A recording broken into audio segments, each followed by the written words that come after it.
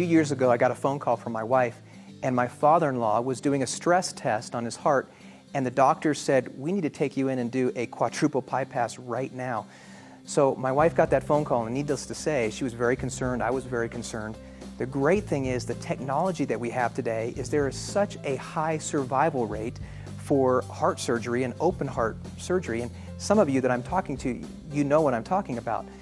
If you got that call and you or your spouse or somebody you loved needed to have that heart surgery today or in the next 24 hours, would you want that doctor using 1960s technology, or would you want them using the latest up-to-date technology that has the absolute highest chance of success?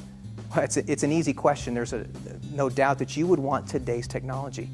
The question I have is, why are you still using 1960s technology for your retirement plan? Let me tell you what I mean.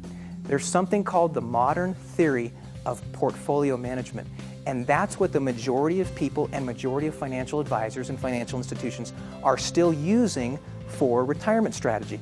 And it goes something kind of like this. You'll probably recognize when you get your statements, you have something like a pie chart. And on that pie chart, it's broken up into different funds that are large cap funds, mid cap funds, small cap funds, international funds, and then some bonds. Now, this was a great idea, and it was developed back in the 1950s, and it's called the modern theory of portfolio management.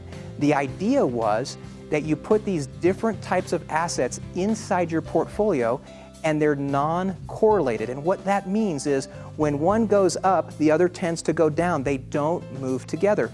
And what it did is it gave you some stability in your portfolio. Now, the idea was birthed back in the 1950s by a gentleman named Harry Markowitz, and he got a Nobel Prize for it. In the 1960s, it really caught on, and we really began to see it work from the 1960s all the way to probably about the year 2000, and people used it, and guess what? For 40 years, it pretty much worked. When the market went up, things went up. When the market got a little bit choppy, the plan gave you some diversity. We began to really see the cracks in this strategy in March of 2000 when the tech bubble burst. Now, when the tech bubble burst and then we had 9/11 again, what happened? It wasn't just the tech stocks that went down. Over those next 3 years, everything went down. And what happened is those different stocks that were supposed to be, or those different assets that were supposed to be non-correlated, stocks and bonds, large cap companies or small cap companies or middle-sized companies, they were supposed to move in different directions. They weren't supposed to move all the same direction. The problem is they did. And they did again in 2008 and 2009. And you remember what I'm talking about. You remember when people lost 20, 30, 40, even 50% of their entire portfolios using a system and a strategy that was developed back in 1960. So here's the question. If that technology has failed drastically twice in the last 13 years, does it make sense to continue using the same technology and strategy that is so outdated when we've watched it fail?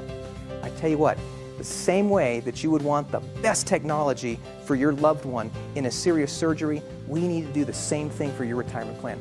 Let's get rid of outdated, old 1960s technology in your retirement and your wealth strategy, and let's update you into the 21st century that's going to give you a retirement strategy that's going to give you confidence to live out your years in peace.